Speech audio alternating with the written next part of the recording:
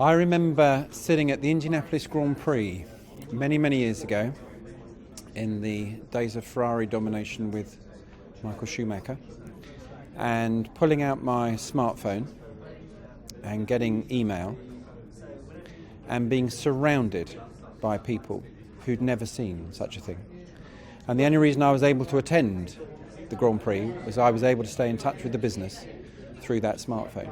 So it's an example of the way that technology can liberate people to live the lives they want to live and still contribute to the business.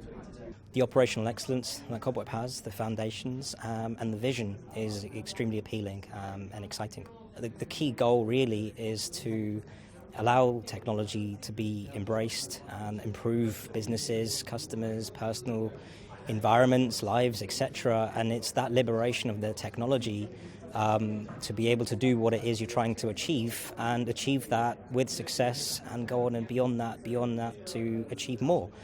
So for me, liberating IT is pretty much everything that you would envisage in the modern day user. Simple wireless technology. It's my background, my backbone, but also it enables freedom of movement, but embracing technology through it. The world is revolving around wireless technology. Cloud is empowered through wireless technology in terms of its use case. So without wireless technology, I don't think this world would be as it is today. Plus, also, in poorer parts of the world, wireless technologies enabling internet to be delivered to those lower areas. And for me, that's incredibly powerful. So allowing technology to reach areas where it wouldn't normally be reached. When you look at the liberation of technology, it's been, when you look at where we started some 10, 15 years ago, fax machines, letters, postal service, and then we see where we are today with mobile technology, EDI in terms of ERP systems and electronic ordering and those kind of things. So I think when you look at the evolution and liberation of technology, it's been fantastic, and the speed at which we can do things, the way that the consumerization of the way that we operate in this world today is absolutely fantastic in terms of the way we can apply it to business. So it's been phenomenal when I think about it. I'm very fortunate that I came into the IT industry at the right time, and I feel like I'm in the gold rush of the millennium. Mobile devices is probably the one that you'd probably call out as the most obvious one. But also when I think about the use of email, when we think about LinkedIn, thinking about Twitter, thinking about the way that you can share information in a flash, I think for me, it's probably those areas, the way that you can communicate with somebody very cheaply, very efficiently, very quickly, in a small number of keystrokes is probably the big thing for me. I feel a little bit imprisoned by technology as of late. There's so much stuff I've gone out and bought it off the shelf, installed it, only to find it doesn't work, and I get a bit fed up with support lines trying to get half the stuff functioning as intended. So, but if you wanted to look at some technology that has liberated me, I'd look at maybe things like Apple iPad, stuff that's really simple to use, really basic and sort of down at my level, but some of the stuff out there is just too complex to master and get any use out of, and I think certainly individuals do get imprisoned a bit by their smartphones or their PCs or their laptops and spend a little bit too much time fixing them than they do actually sort of enjoying some of the benefits. Technology is very important to me as a remote worker over here in the UK, because our entire organization is back home in Canada. So whenever I need any sort of approval, whenever I need any kind of support, or whenever I need marketing documentation, it's something that I have to wait for, but it's something that I can always access via link, via Skype, via conversations with my colleagues, or via one of our email chains that usually turns into a personal conversation. Technology is important to me so that I can keep up to date on football scores even when I'm at a conference or and I'm at the office. After today, it's kind of opened a question that I hadn't thought of before. So liberating technology puts into concept the fact that now I have to deal with the idea that I'm working with my clients at a much more efficient level than my colleagues 5 years ago were. We're getting things done a lot quicker, which in the industry I work in is a very efficient and positive thing.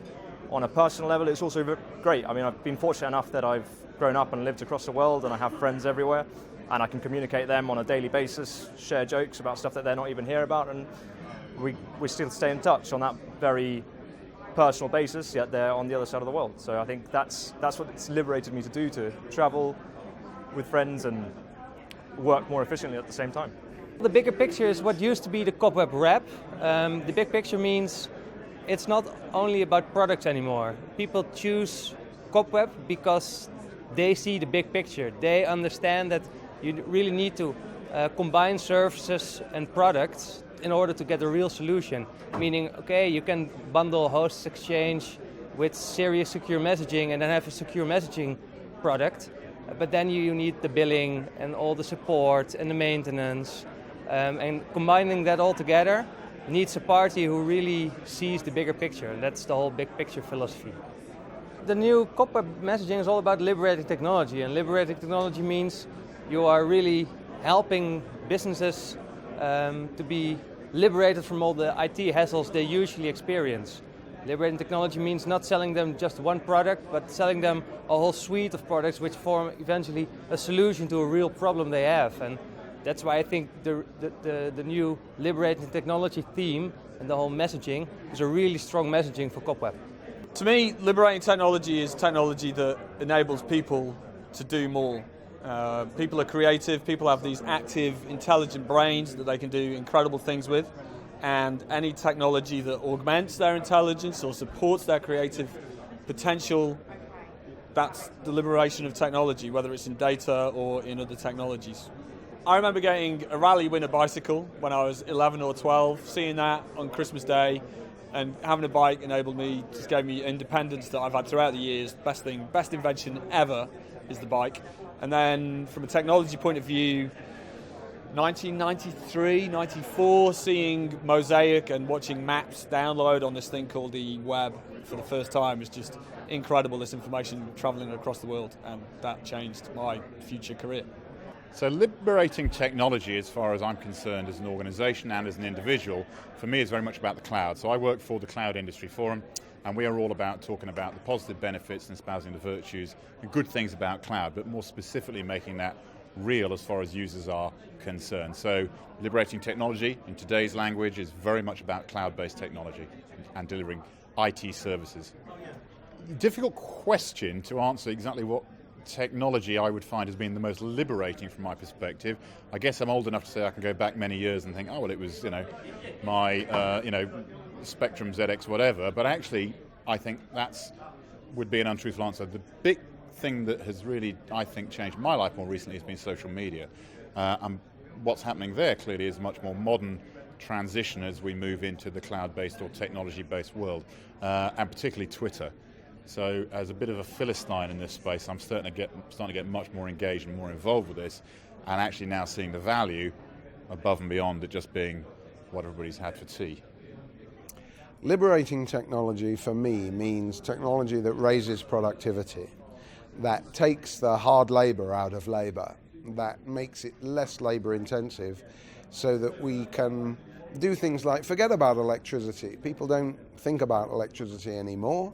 It's part of the furniture, and that's a good thing. We can now hunt, shoot, and philosophize after dinner in a way that we couldn't so easily when we were back in the cave. So stuff that makes labor easier and faster, and also that for users makes stuff more convenient around the user interface and many other things, faster in use, easier to maintain, less cleaning, and this applies to the IT world. All of that is potentially at least liberating because it saves us time, gives us time to do the fun stuff in life. I'm not sure too much has, really. I think the sports car are very politically incorrect. I think the Commodore 64, which I worked on a manual for word processing software before you were born, back in the 80s, I think it was. So first time to use a word processor, as it was then called, was a great improvement on the typewriter.